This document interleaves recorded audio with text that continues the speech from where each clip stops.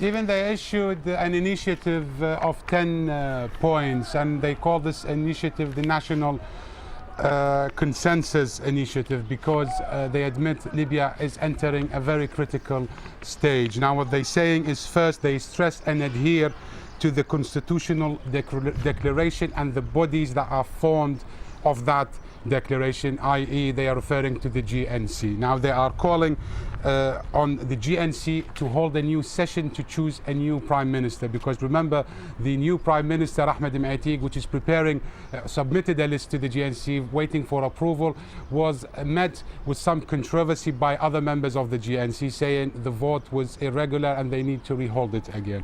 Now, if the initiative says if the GNC fails to choose a new prime minister, then the current caretaker government led by Abdullah Thani will continue to be a caretaker government until a new elections are held. Now, in terms of when those elections are held, Parliament has they need to hold elections no later than August 15. Now, another important point, they will allow the current GNC to approve a budget, a much needed budget, and then this current parliament needs to take a break until a new parliament is in place. So very important development, Stephen. However, we need to wait and see how it will be met by the GNC and other armed factions in Tripoli. Things could go either way, either escalate, or we are witnessing the beginning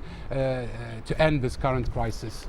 I mean, the important issue, Omar, that doesn't seem to have been addressed in this 10-point missive is the violence by militia on the streets of Tripoli and Benghazi.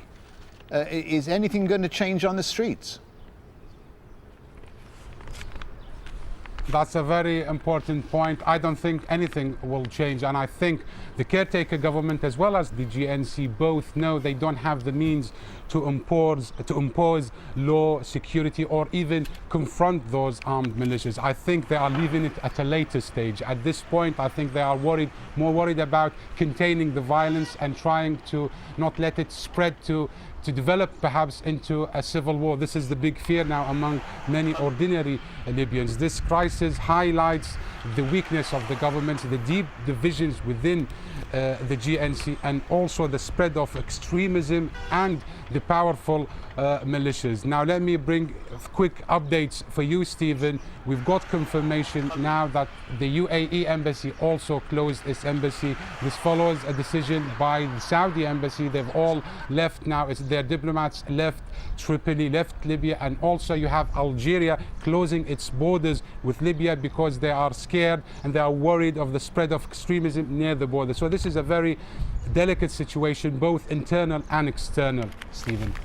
Delicate and possibly onerous developments. Omar Al Saleh reporting live from Tripoli. Thanks, Omar.